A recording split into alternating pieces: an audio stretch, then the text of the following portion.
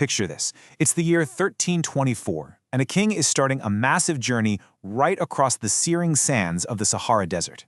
It was an expedition of just staggering audacity. He didn't bring an invading army, he didn't declare war, and he definitely wasn't looking for foreign territory to conquer. And yet, by the time he finally rolled into the bustling markets of Cairo, his mere presence had literally broken the economy of the Mediterranean world for over a decade. This wasn't some act of malicious destruction, though. It was an unparalleled display of sheer, undeniable economic gravity. We're going to dive into the story of a continent that didn't just sit on the sidelines of global history, but actively led it as the very architect of global wealth, innovation, and intellectual achievement. Now, this brings up a pretty profound historical contradiction. How exactly did the richest continent become known as the poorest? This one question completely challenges everything most of us have been taught about the timeline of human history. For generations, we've been fed this deeply flawed narrative of a continent just waiting to be civilized. A vast, dark place existing on the margins of human progress. We get told a story of passive populations and empty landscapes. But that story only begins after a massive, systemic historical interruption. To find the actual truth, we've got to look before that disruption, winding the clock way back to an era where the global narrative was fundamentally different. There's a saying that perfectly captures this. Africa was not poor before colonization. To truly understand global history, we have to look past those pervasive modern myths and just confront the historical record directly. Because for centuries, Africa was the absolute center of global prosperity. We're talking about a sprawling, dynamic landscape made up of complex states, highly centralized governments, and these vast internal trade networks that acted as the lifeblood of the ancient and medieval worlds. From the Swahili coast all the way to the West African empires, these nations supplied the globe with unimaginable quantities of gold, salt, fine textiles, and masterfully forged iron. Africa wasn't just surviving on the periphery, it was actively fueling the world's most vital economic arteries.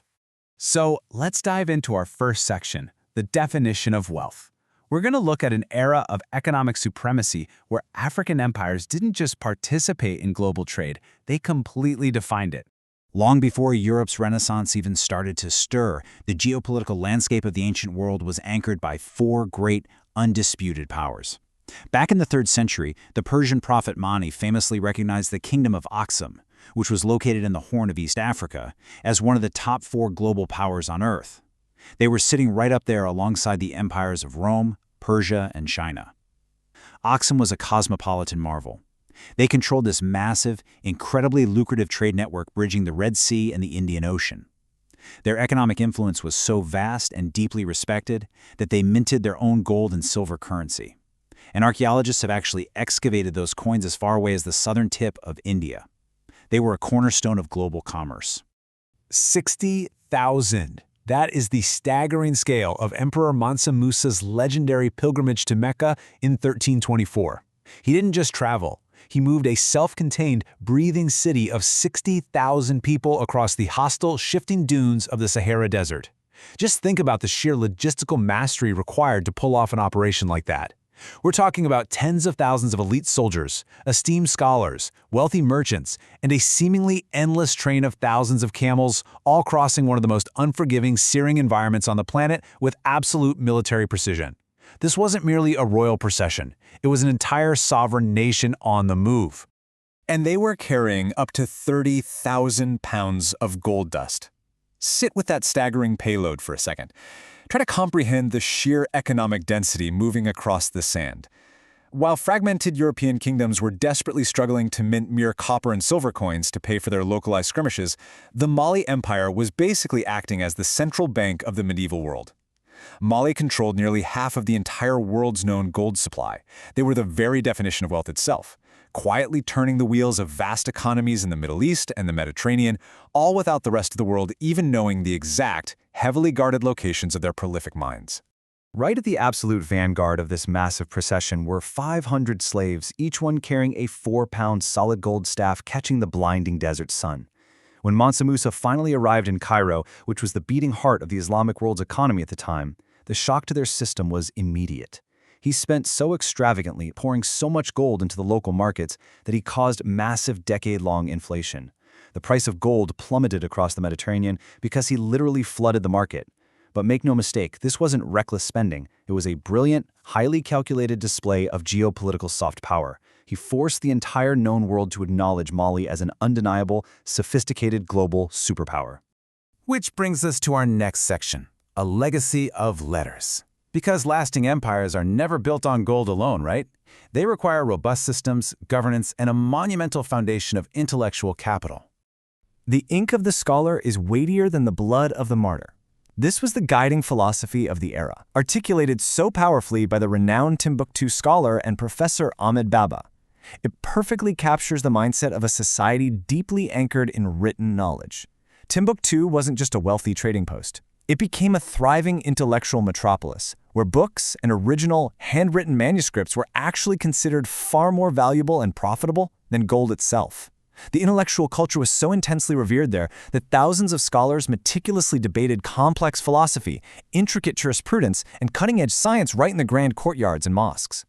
1 million. That is the estimated number of original ancient manuscripts that have remarkably survived across the region.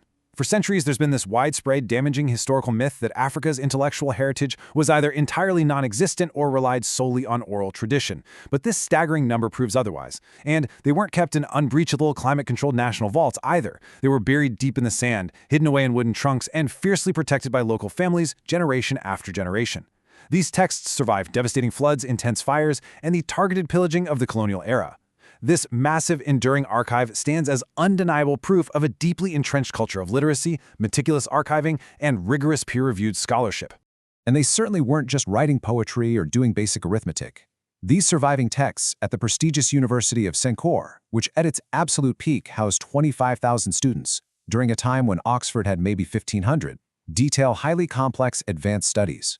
Scholars were producing groundbreaking original works on the reflection of light and physics, sophisticated astronomical calculations to track the stars, and the complex chemical properties of local plants for advanced pharmacopoeia. On top of that, they established highly intricate commercial law frameworks.